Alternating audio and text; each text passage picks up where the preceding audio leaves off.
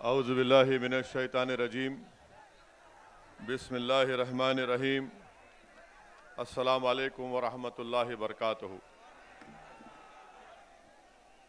उत्तर प्रदेश के मजलिस इत्तेहादुल मुस्लिमीन के सदर मोहतरम जनाब शौकत अली साहब,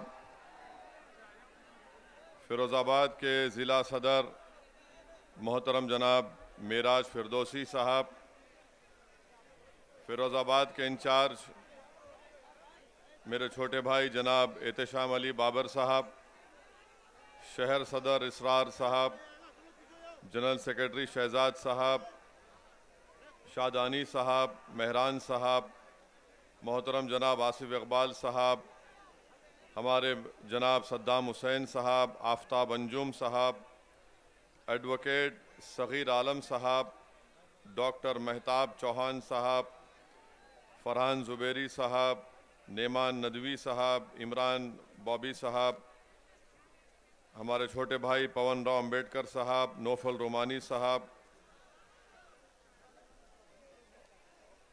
जनाब डॉक्टर दिलशाद अहमद अब्दुल हमीद के कौमी सदर और मोहसिन हाज़रीन इकराम, शह नशीन बदश्तरी फरमा, मेरे मजलिस रुफ़ा, आप तमाम का बेहद शुक्रिया कि आपने अपना कीमती वक्त निकाल कर आज के जलसे में शिरकत की और अल्हम्दुलिल्लाह आपकी मौजूदगी इस बात का पैगाम देती है कि इंशाअल्लाह ताला फ़िरोज़ाबाद में मजलिस इत्तेहादुल मुस्लिमीन ने आपके दिलों में एक जगह बना ली है और जो मोहब्बत का मुज़ाहरा आज आप यहाँ पर अपनी मौजूदगी से कर रहे हैं वो यकीनन एक बेहतरीन पैगाम दे रहा है कि फ़िरोज़ाबाद में आप मुत्तहिद हैं और इंशाअल्लाह ताला इसी इत्तेहाद की ताकत और क़ुव्वत के बलबूते पर आने वाले विधानसभा के चुनाव में मजलिस इत्तेहादुल मुस्लिमीन को आप अपनी दुआओं से और अपने वोट से कामयाबी से हमकिनार करेंगे। मैं शुरुआत में आप तमाम का शुक्रिया भी अदा करना चाहता हूँ कि मेयर के इंतखाबात में 50,000 से ज़ायद वोट आपने मजलिस इत्तेहादुल मुस्लिमीन के हक़ में इस्तेमाल किए। मैं आपका अपने दिल की गहराइयों से, अपनी जमात की तरफ से, अपनी जानिब से आपका बेहद शुक्रिया अदा करता हूँ। जो अहम बात मैं आपसे करने आया हूँ वो ये है कि फ़िरोज़ाबाद में इंशाअल्लाह ताला मजलिस इत्तेहादुल मुस्लिमीन अपने उम्मीदवार को आने वाले असम्बली और विधानसभा के चुनाव में खड़ा करेगी।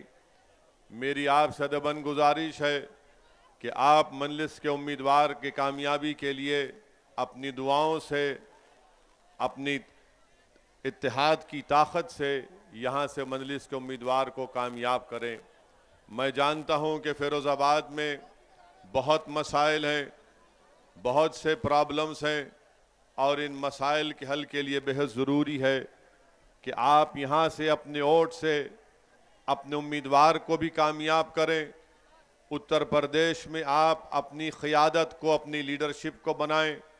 आप उत्तर प्रदेश में अपने हिस्से की हिस्सेदारी को हासिल करें और यही मजलिस इत्तेहादुल मुस्लिमीन का पैगाम है कि उत्तर प्रदेश में जहाँ पर हर समाज के पास उनकी एक लीडरशिप है, उनका नेता है, उनकी एक सियासी पहचान और ताकत है।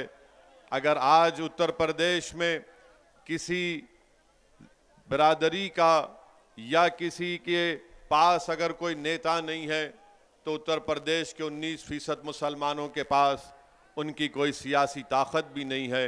ये लड़ाई मजलिस की, मेरे अजीज़ दोस्तों और बुज़ुर्गों, हिस्सेदारी की लड़ाई है और याद रखिए हिस्सा सिर्फ उसी को मिलता है जो अपने वोट से अपने कैंडिडेट को, अपने प्रत्याशी को, अपने उम्मीदवार को कामयाब करता है। हिस्सा उसी वक्त मिलेगा जब आप अपने वोट की ताकत से इन तमाम दीगर सियासी जमातों को ये बता देंगे कि जिस तरह दलित तबके ने, जिस तरह यादव तबके ने, जिस तरह बाघेलों ने, जिस तरह दीगर समाज के बरादरियों ने अपने अपना वोट इस्तेमाल करके अपनी बरादरी के लोग को, उनके नेता को कामयाब किया। मैं फिरोजाबाद और उत्तर प्रदेश आने का मकसद मेरा एक ही है कि यहाँ पर मुस्लिम अक़लियत की एक सियासी क़ियादत बने, और इसके लिए आपसे मैं गुजारिश करने आया हूँ। आपके सामने मैं गिरेबान फैलाकर आपसे अपील कर रहा हूँ कि अब की बार आपको अपनी जमात को मजबूत करना है, अपनी सियासी लीडरशिप को बनाना है। बहुत 60 साल का एक लंबा अरसा हो चुका कि हमने अपने वोट का इस्तेमाल तमाम पार्टी के हक में किया, मगर उन्होंने आपका वोट तो हासिल किया, अपनी बरादरी के नेताओं को मजबूत किया और मुस्लिम अक़लियत को यतीम और लाचार बनाकर छोड़ दिया। मेरे अजीज दोस्तों और बुजुर्गों, मेरे गयूर नौजवानों, याद रखिए हमारे मुल्क की जमहूरियत की तल्ख़ हकीकत यह है कि जिसके पास उसका नेता होगा उसी की आवाज़ को सुना जाएगा। जिसके पास उसका नेता नहीं होगा उसकी आवाज़ को सुनना तो दूर की बात, उसको दबाया जाता है, उसको कुचला जाता है, उस नौजवान के मुस्तक़बिल को तारीक कर दिया जाता है। और यही हकीकत आपको समझने की ज़रूरत है। याद रखिए, जज्बाती तकारीर से या नारे लगाने से नेता नया लीडरशिप नहीं बनती। नेता और लीडरशिप बनेगी मुसलमानों की इंशाअल्लाह तो आपके इत्तेहाद और आपके वोट के ज़रिए बनेगी। और आपसे अपील कर रहा हूँ कि ये काम आपको इस आने वाले विधानसभा में करना है। लोग बहुत सी बातें करेंगे, बहुत सी सियासी पार्टी के नेता आकर आपसे कहेंगे, बल्कि कह भी रहे हैं कि असदुद्दीन ओवैसी की मंजलिस पार्टी को वोट दोगे तो याद रखो यहाँ से बीजेपी कामयाब हो जाएगी। मैं उनसे पूछना चाहता हूँ, बताओ लोकसभा के चुनाव में बसपा और सपा मिलकर लड़े तो सिर्फ 15 लोकसभा की सीट पर बीएसपी और समाजवादी के उम्मीदवार कामयाब हुए। माबाकी पर क्यों कामयाब नहीं हुए? क्या मंजलिस जिम्मेदार है इसकी?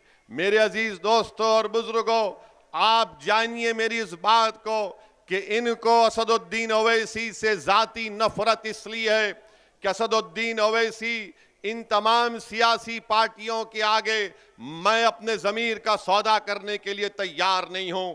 मैं आपका वोट बेचने के लिए तैयार नहीं हूं। मेरी लड़ाई अगर है तो आपकी लड़ाई है। अगर हैदराबाद से असदुद्दीन ओवैसी फिरोजाबाद को आया है तो मैं अपनी मकबूलियत में इजाफा करने के लिए नहीं आया हूं। मैं अपनी अना की तस्कीन के लिए नहीं आया हूं। मेरे आने का मकसद एक ही है और इंशाअल्लाह अल्लाह मुझे जब तक जिंदा रखेगा मैं उत्तर प्रदेश को आता रहूंगा, फिरोजाबाद को आता रहूंगा। और मेरी ख्वाहिश यही है कि अल्लाह जब मेरी इस जिस्म से मेरी जान को निकाल देगा, नहीं मालूम कि अल्लाह कितनी मोहलत हमको और आपको दी है। मेरी एक ही ख्वाहिश है कि जब इस दुनिया से अल्लाह मुझे बुला लेगा मैं उत्तर प्रदेश में मंजलिस के परचम तले मुसलमानों के एक लीडरशिप को देखना चाहता हूं। मेरी आपसे गुजारिश है, आपको हिस्सा उसी वक्त मिलेगा।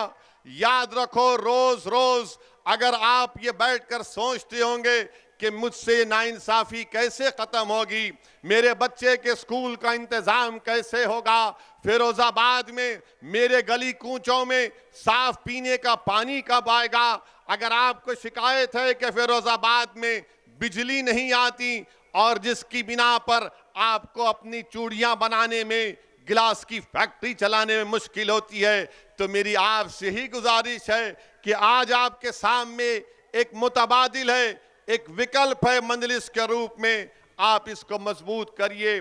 मेरे अजीज दोस्तों और बुजुर्गों, फिरोजाबाद में यहाँ पर घंटा नगर में लोग को नौकरी मिलती थी, मगर आज महीने में सिर्फ 10 या 12 दिन का काम उनको मिलता है। बताइए इसका जिम्मेदार कौन है? इसका जिम्मेदार भारतीय जनता पार्टी है कि घंटा नगर में भी आज नौजवानों को रोजगार नहीं मिलता। आज आप देखते हैं कि फिरोजाबाद में, रुक जाइए, कोई किसी को मत करिए, रुक जाइए, आप रुक जाइए। फिरोजाबाद में अगस्त सितंबर में बुखार आया तो मीडिया ने लिखा कि 45 से लेकर 200 के दरमियान में मासूम बच्चों की मौत हो गई। इसका जिम्मेदार कौन है? इसका जिम्मेदार बीजेपी की सरकार है। आप बताइए कि टाइफाइड हो जाता है, मलेरिया हो जाता है, क्या क्या हो जाता है। पेड़ के नीचे बच्चों को लिटाकर वहां पर उनको ड्रिप दिया जा रहा था। उत्तर प्रदेश में बीजेपी की सरकार है। अब आप जाकर अगर बाबा से कहेंगे, मुख्यमंत्री से, कि अगस्त सितंबर में 45 और 200 के दरमियान में बच्चों की मौत हुई, तो बाबा बोलेंगे नाम फिरोजाबाद है इसलिए बुखार आ गया। बाबा के दिमाग पर यह नाम को हटाने का बुखार है। मुख्यमंत्री के दिमाग में यह नहीं आता कि बच्चे क्यों मर रहे हैं। बच्चे इसलिए मर रहे हैं क्योंकि बीजेपी की सरकार ने फिरोजाबाद में सिर्फ 17 पब्लिक हेल्थ सेंटर्स कायम किए।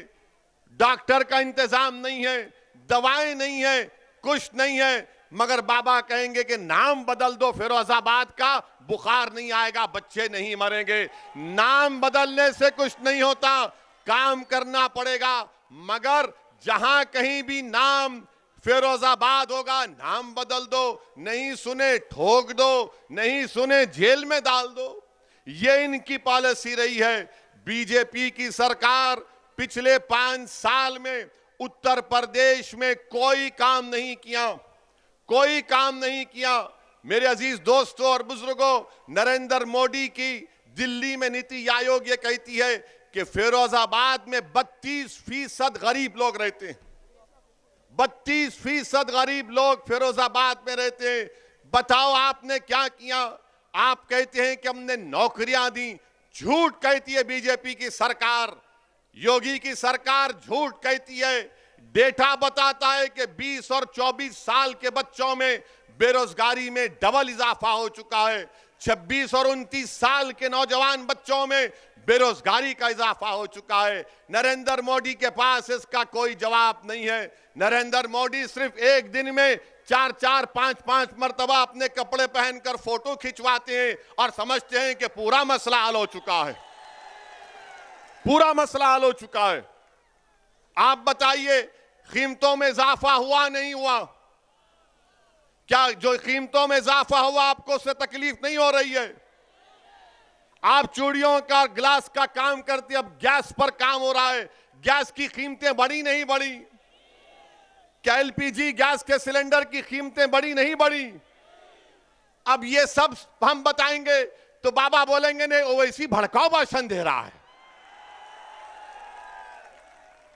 यानी गैस का सिलेंडर 1400-1500 रुपए 14 किलो का, इसकी बात नहीं करेंगे। कितनों को नौकरियां दी बताओ तुमने फिरोजाबाद में? कितनों को नौकरी मिली? हाथ उठाओ। अब जब हम ये सवालात करते हैं तो योगी और मोदी बोलते हैं कि ये भड़काऊ भाषण देता है। गिलास के लिए क्या किया आपने? आप चूड़ियां बनाते हैं, लोग सारी दुनिया में फिरोजाबाद की बनाई हुई चूड़ियां पहनते हैं। शादी होती है तो फिरोजाबाद की चूड़ियां दुल्हन पहनकर अपने घर से निकलती है। मगर इसी फिरोजाबाद में चूड़ी बनाने वालों के घरों को राख का खंडेर बनाकर रख दिया गया, उनकी सेहतों को बर्बाद करके रख दिया गया। जो दूसरों के घरों में खुशी ला रहे हैं, उनका घर आज गम में डूबा हुआ है, क्योंकि उनको बीमारियां उनका मुकद्दर बन चुकी हैं। मेरे अजीज दोस्तों और बुजुर्गों, इन्हीं बातों को समझाने के लिए मैं आपके दरमियान में आया हूं और आपसे अपील करने आया हूं कि आप मुत्तहिदा अपने वोट का इस्तेमाल करिए। और हां, मैं आपको यह भी बताने आया हूं कि मैं एक मुसलमान हूं, मैं एक मुसलमान हूं अल्हम्दुलिल्लाह। और मेरा अकीदा यह है कि अल्लाह मुसलमानों का भी खुदा है, अल्लाह हिंदुओं का भी खुदा है। जो मुसलमान नहीं, अल्लाह सब इंसानियत का खुदा है। अल्लाह रब्बुल आलमीन है, रब्बुल मुस्लिमीन नहीं है। मानते हैं ना इस बात को? आप मानते हैं ना? और मेरा मानना यह है कि अल्लाह इंसाफ करने वाला है, अल्लाह ही इंसाफ करने वाला है ना।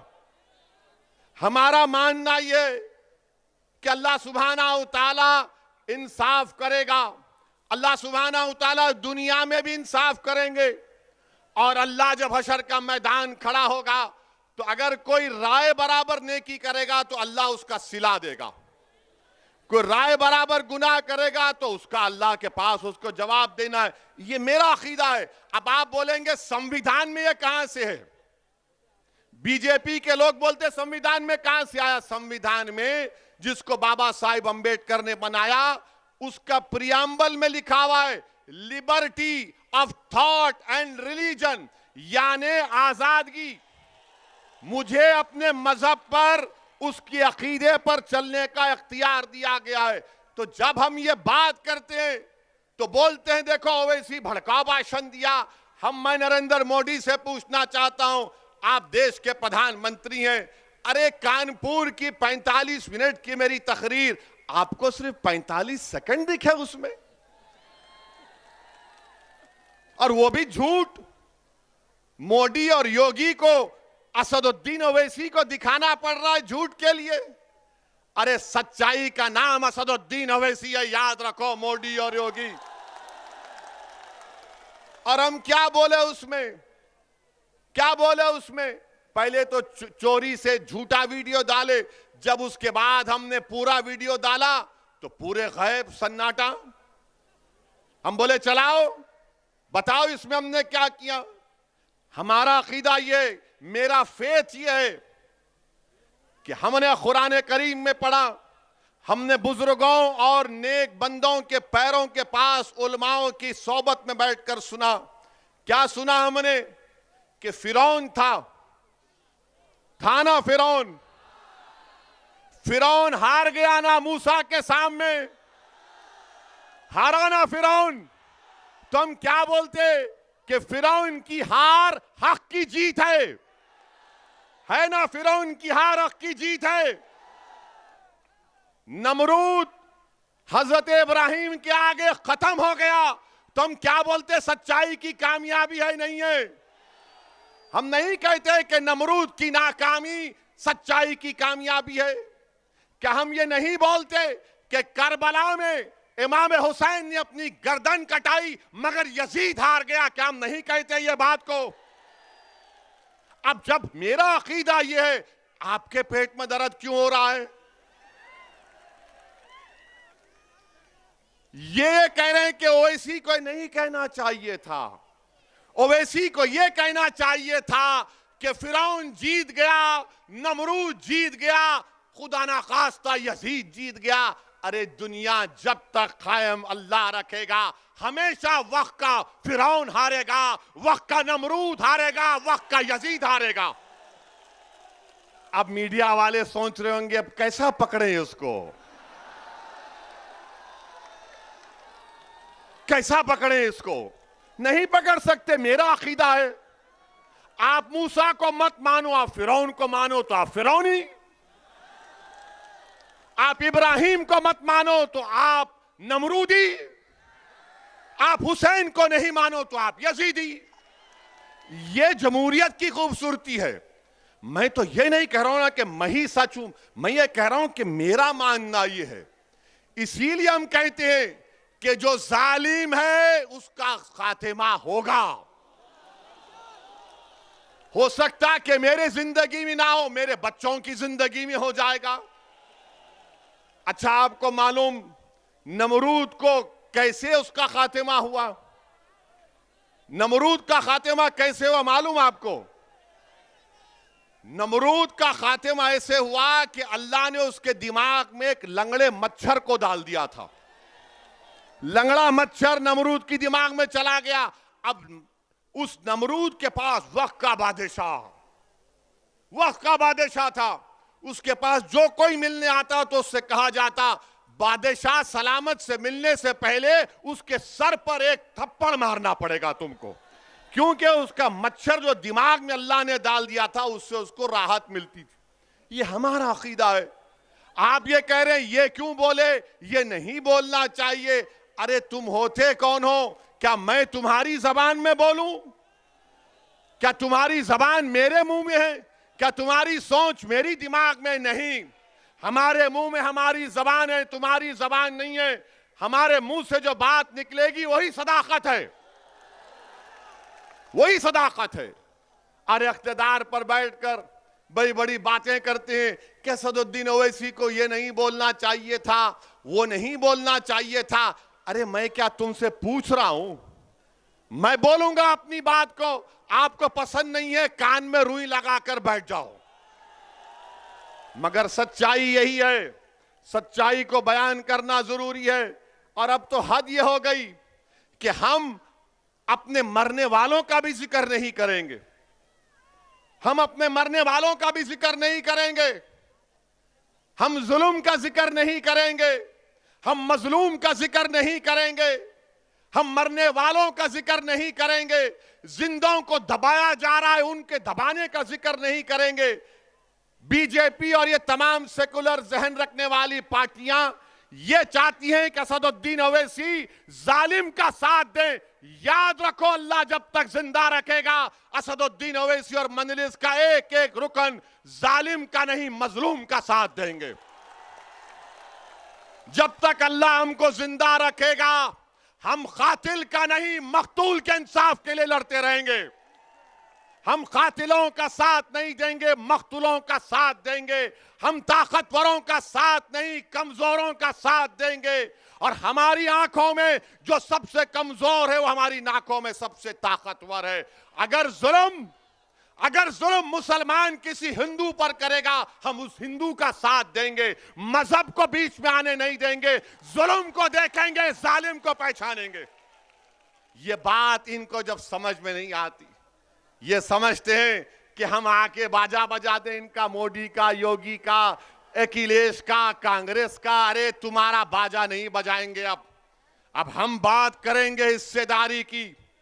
कानपुर की तकरीर पर बड़ा उछाला, क्या किया, क्या कहा मैंने? एक 80 साल के बूढ़े को उसकी दाढ़ी को लोचा गया और उसके जिस्म पर पेशाब कर दिया गया। मैं ना जिक्र करूं इसका, नहीं बोलूं इसकी बात? बोलो, आप फैसला करो। मैं वोट हासिल करने के लिए नहीं कह रहा हूं। 80 साल का बूढ़ा अगर हिंदू भी होता तो वैसी लड़ता, उसके लिए लड़ता रहेगा। मगर आप बात ही नहीं करते, आप बोलते ही नहीं। अब तो ऐसा बना दिया जा रहा है कि हम अपने जुल्म का, अपने कमजोरों का भी जिक्र ना करें। मेरे अजीज दोस्तों और बुजुर्गों, यहां पर मैं आप तमाम के दरमियान में खड़े होकर अल्लाह से दुआ करता हूं। अब हम दुआ भी कर रहे हैं तो इनको पसंद नहीं आ रहा बीजेपी के लोगों को। कैसे दुआ कर रहा है ये? दुआ करना है, आप आमीन बोलो मत बोलो, अल्लाह सुनने वाला है। मैं अल्लाह से दुआ करता हूं कि CAA NRC का जो एहतजाज यहां पर आपने किया, आप तमाम लोग काबिल मुबारकबाद है, मैं आपको सलाम करता हूं। अल्लाह आपकी इन तमाम कुर्बानियों को अल्लाह कबूल करे। आपने बड़े मसाइब और मुश्किलात में उस एहतजाज को किया, अल्लाह आपकी एक एक कुर्बानी को अल्लाह कबूल करे और अल्लाह आप तमाम के दर्जात में बुलंदियां अता फरमाए। अल्लाह सुब्हानहू तआला, आपने हक का साथ दिया था, अल्लाह हक को गालिब करेगा। इसलिए कि कुरान में अल्लाह ने फरमाया, खुल जाओ लख व ज़हक़ुल बातिल इन्नल बातिला काना ज़हूक़ा। हक आया और बातिल पर गालिब होकर रहेगा। ये मेरा अकीदा है, आप मत मानो। मेरा फेथ है, liberty of thought and religion Bharat के संविधान का हिस्सा है। आपको नहीं मानना, मत मानो। मैं अल्लाह से दुआ करता हूं कि यहां पर जो पुलिस की फायरिंग में मोहम्मद शफीक जो 40 साल के थे उनको शहीद कर दिया गया, उनकी जान ले गई। अरमान 24 साल का बच्चा, मुखीम 20 साल का, रशीद 27 साल का जो अपाहिज था, सीधा हाथ काम नहीं करता था, मोहम्मद अबरार 26 साल का, मोहम्मद हारून 36 साल का, नबी जान 22 साल का। मेरी अल्लाह से दुआ है कि अल्लाह सुब्हाना व तआला हशर के मैदान में अल्लाह उनको उसी कपड़ों से उठाएगा। तुम देखना, हम गवाह रहेंगे इंशाअल्लाह। और तुम इनको मुर्दा मत समझो, ये जिंदा है, क्योंकि कुरान में अल्लाह ने फरमाया कि शहीदों को मुर्दा मत कहो, अल्लाह उनको ग़िज़ा देता है। मेरी अल्लाह से दुआ है, अगर आप इन मक़तूलीन, इन जो जिन हजरात को शहीद कर दिया गया CAA-NRC के एहतजाज में, अगर आप उनके माँ बाप को जानते हैं, उनके दोस्त को, उनको भाई को जानते हैं, तो मेरा पैगाम पहुंचाना, उनसे कहना है कि मैं तुम्हारा बेटा नहीं हूं, मगर मैं तुम्हारे गम को अपने सीने में महसूस करता हूं। मैं तुम्हारा भाई नहीं हूं, मगर मैं तुम्हारे गम को महसूस करता हूं। मैं ये बात वोट बटोरने के लिए नहीं कह रहा हूं, बहैसियत इंसान कह रहा हूं, बहैसियत इंसान कह रहा हूं कि जिसके घर में नौजवान बेटा मर जाता है, उसकी मां को मालूम, उसके बाप को मालूम। जो मां 9 महीने तक अपनी औलाद को अपने पेट में पालती है, उस पे क्या गुजर रही होगी अल्लाह ही जानता हो, घर वाले जानते।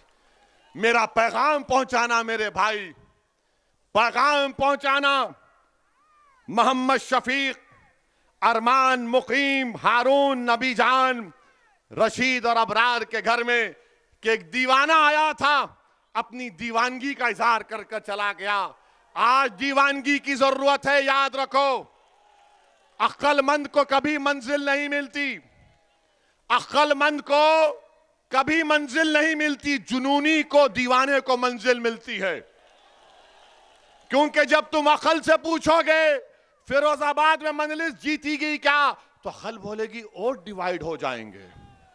जब तुम दिल से पूछोगे तो दिल बोलेगा प्यारे कूद जा का दरिया, डूब के निकलेंगे इंशाअल्लाह ताला। अकल और दिल दोनों में हमेशा झगड़ा होता है। और ये तमाम सेकुलर पार्टियां और बीजेपी ये हमारे दिमाग से खेलते हैं, ऐसा हो जाएगा, वो हो जाएगा। अरे क्या क्या नहीं हो गया अब तक, अब क्या करना बाकी है बताओ आप मेरे भाई। क्या यह बात गलत नहीं है कि एक 32 साल अहमद नबी, जिसको CAA के प्रोटेस्ट में गिरफ्तार किया गया था, अहमद नबी को भी मेरा सलाम। अहमद नबी कैंसर का पेशेंट था, यहां की पुलिस ने गिरफ्तार किया, उसको कीमियोथेरेपी ले जाने की इजाजत नहीं दी। अब आप बोलेंगे कहां से कह रहे हैं, मीडिया की रिपोर्ट है, मुझ पर केस बुक करना करो, मैं तो आपका समधी बनने या दामाद बनने तैयार हूं। मुझे उसकी परवाह नहीं है, सच्चाई को बयान कर रहा हूं। और फिर उनका भाई फिरोजाबाद के जेलर लाल प्रताप सिंह ने मीडिया से कहा कि योगी सरकार ने अहमद नबी की कीमियोथेरेपी के लिए पुलिस कस्टडी नहीं दी। जेलर साहब कह रहे हैं उन पे भी केस बुक करेंगे क्या आप?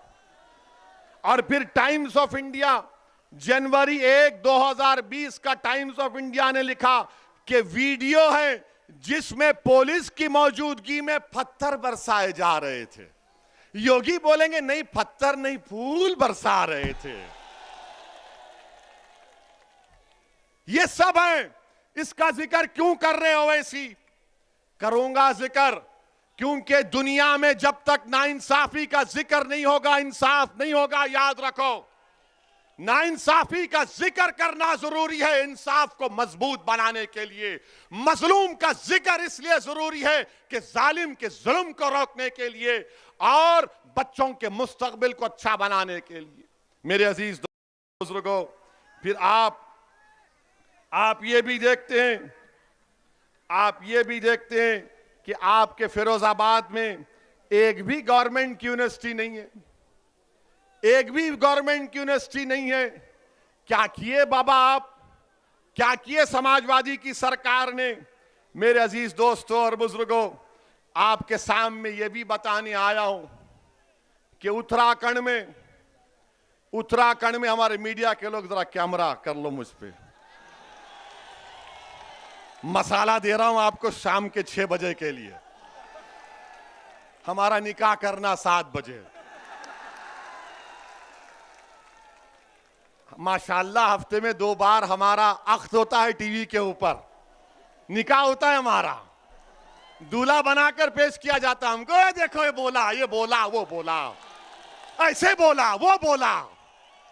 अरे अल्लाह जबान दिया तो बोलने के लिए दिया ना, गूंगा रहने के लिए तो नहीं दिया है ना। संविधान के दायरे में रहकर बोल रहा हूं, तुमसे संविधान सीखना नहीं है, मैं तुमको सिखा सकता हूं संविधान।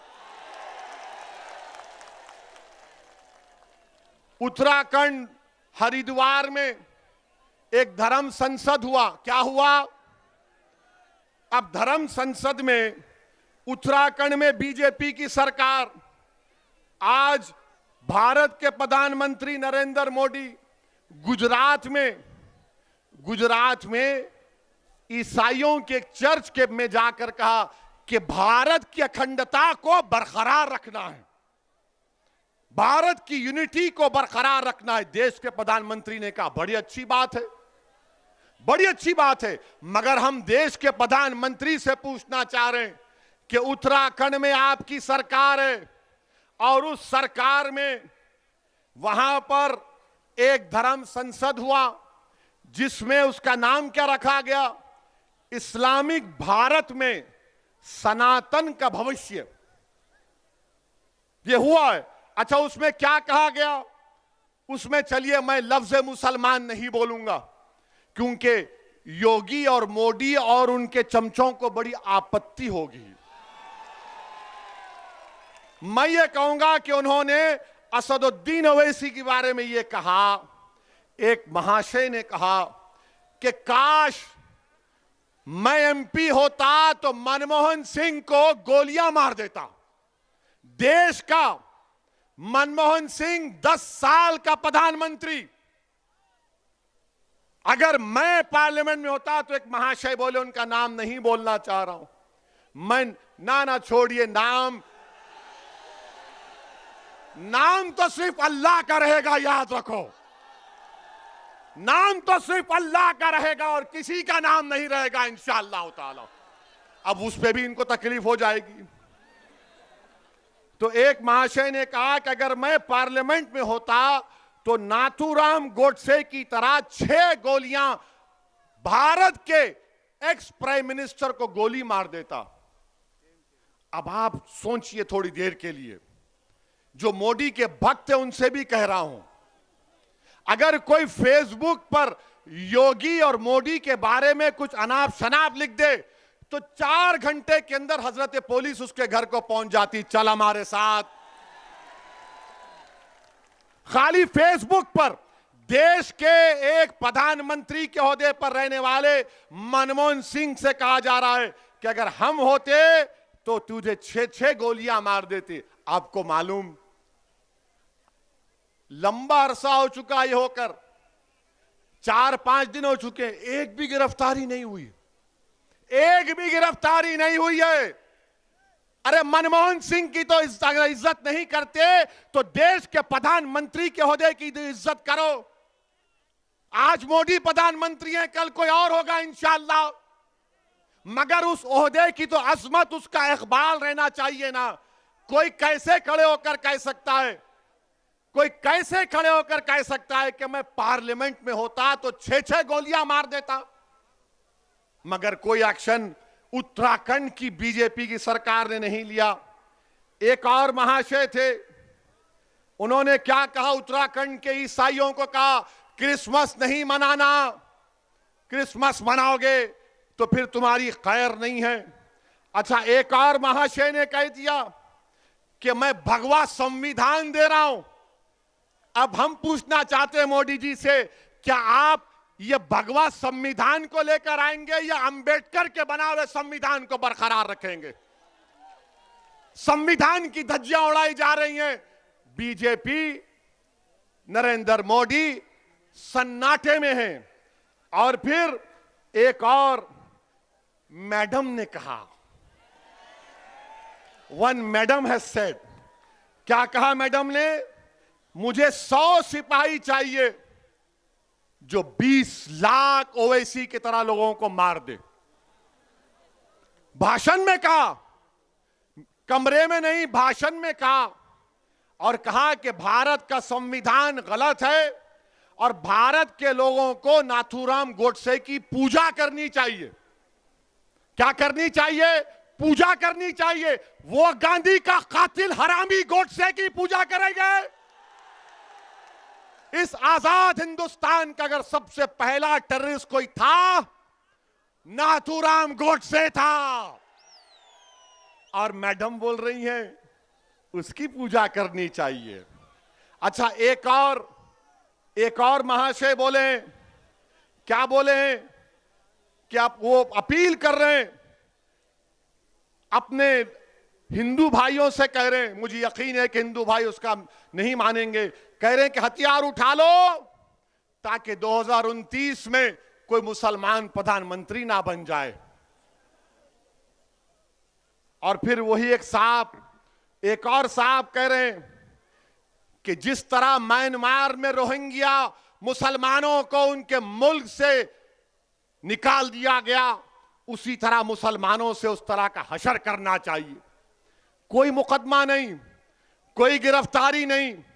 और फिर एक और महाशय ये कह रहे हैं कि शस्त्र रखो, तलवार रखो, और जंग तलवार के जोर पर जीती जाएगी।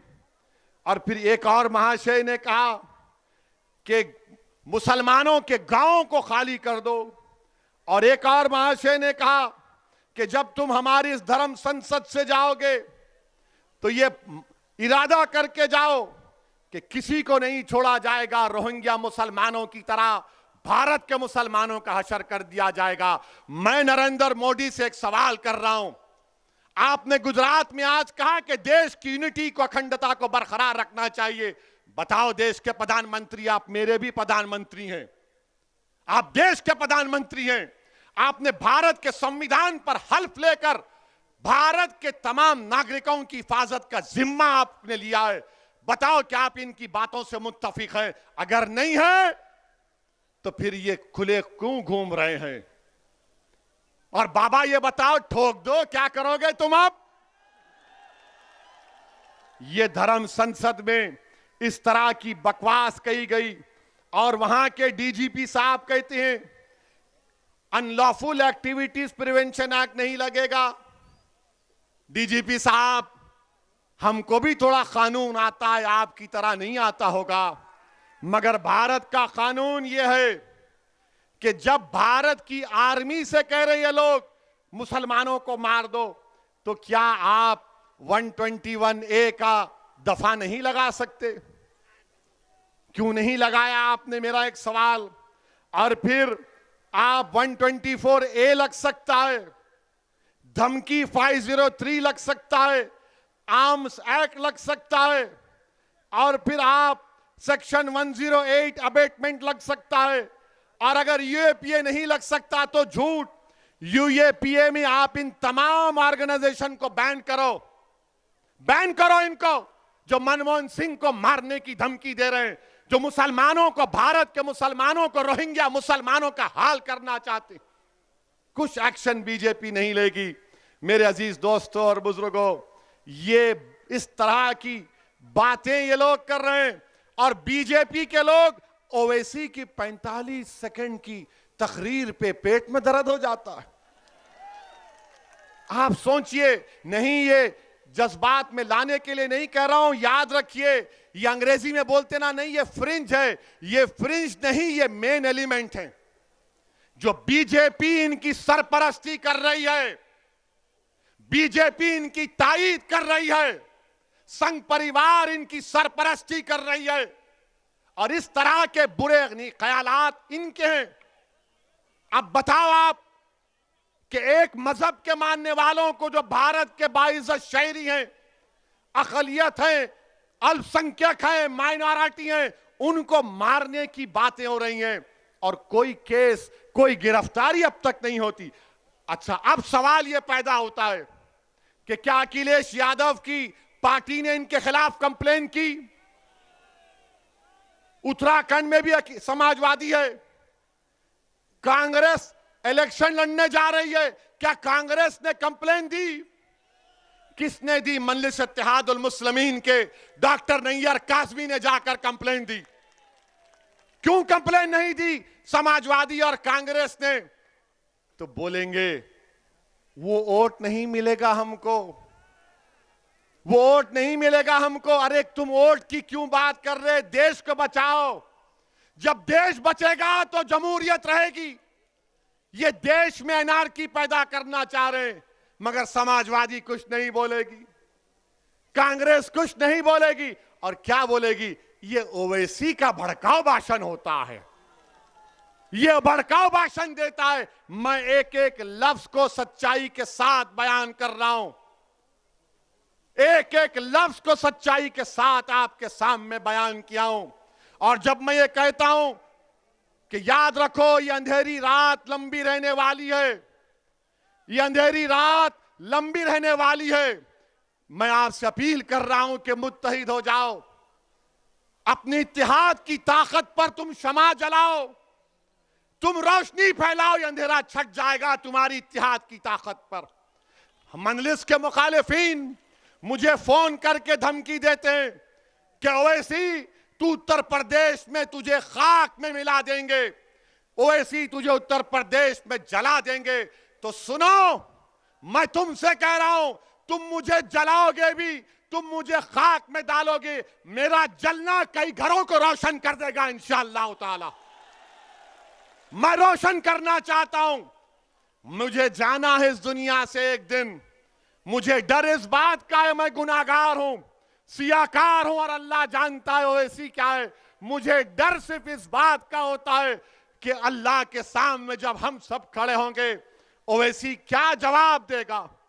हशर का मैदान होगा, शाफ़े रोज़े जज़ा मोहम्मद मुस्तफ़ा सल्लल्लाहु अलैहि वसल्लम भी होंगे, क्या सहाबाए किराम होंगे, सैयदुल शुहदा अमीर हमजा होंगे, फारूक आजम होंगे, सिद्दीक अकबर होंगे, उस्मान जुल्नूरैन होंगे, शेर खुदा अली होंगे, हसन और हुसैन होंगे, हमारी अज़वाज मुतहरात सल्लल्लाहु अलैहि वसल्लम होंगी, गरीब नवाज होंगे, सब होंगे। तो हम क्या नजर मिलाऊंगा मैं? यही चीज डराती है मुझे, इसीलिए छोटी सी कोशिश कर रहा हूं। मुझे मालूम कि मैं अददी एतबार से, दौलत के एतबार से इन ताकतों से मुकाबला कोई बोलेगा नहीं कर सकते। मेरे पास एक ही ताकत है, वो अल्लाह की जात पर तवक्कल करके हम मुकाबला करते। मुझे आप पे ऊपर एतमाद है, मुझे आपकी मोहब्बतों पर एतमाद है, मुझे आपकी सोच पर एतमाद है, और आप में अब जो तब्दीली पैदा हो रही है, मुझे उस पर पूरा यकीन है कि लड़ाई हिस्सेदारी की लड़ाई होगी इंशाअल्लाह ताला। आपने नहीं देखा कि परसों अलीगढ़ में क्या हुआ? अलीगढ़ में समाजवादी का जलसा हुआ, समाजवादी का जलसा हुआ। जयंत चौधरी साहब खड़े हैं, अलीगढ़ का 10 साल का एमएलए, उसका नाम क्या है? जमीरुद्दीन, जमीरुल्लाह। अब हाथ पकड़ो, हाथ पकड़ो। अब ऐसा हम कर रहे हैं। अब बाबर आ गया ऐसा, तो मैं ढकलूं बाबर को ऐसा? बोलो आप। तो मैं होता बाबा, आजा बाबर तू भी। मगर जयंत ने क्या किया? जमीरुल्लाह को बोला पीछे हट। 10 साल का एमएलए, यह हो तौहीन मुसलमानों की। मुझे शिकायत जयंत चौधरी से नहीं है, मुझे शिकायत तुमसे है। तुम गए क्यों? ये तुम्हारा मंच है, तुम यहां पर आओ, मैं कंधे में बिठाने तैयार हूं तुमको। आओ जमीरुल्लाह, यहां बैठो। तुम नेता बन जाओ, मेरी लाश पर बनो, मेरी खबर बना दो, मगर तुम नेता बन जाओ एक बार। मुझे शिकायत इनसे नहीं है, शिकायत अपनों से है। तुम कब तक दरी बिछाओगे? मुसलमान उत्तर प्रदेश के कब तक दरी बिछाएंगे? अब तुम दरी नहीं बिछाना, तुम मंच पर आकर बैठोगे इंशाअल्लाह। तुम हिस्सेदारी की लड़ाई लड़ोगे मुसलमानों उत्तर प्रदेश के। और याद रखो, अरे जिंदा है, जिंदा ही रहेंगे इंशाअल्लाह ताला। सुबह क़यामत तक जिंदा रहेंगे। रसूलुल्लाह सल्लल्लाहु अलैहि वसल्लम की उम्मत जिंदा रहेगी। हमेशा जिंदा रहेगी। जब तक जिंदा रहेंगे कायनात में सूरज निकलता रहेगा।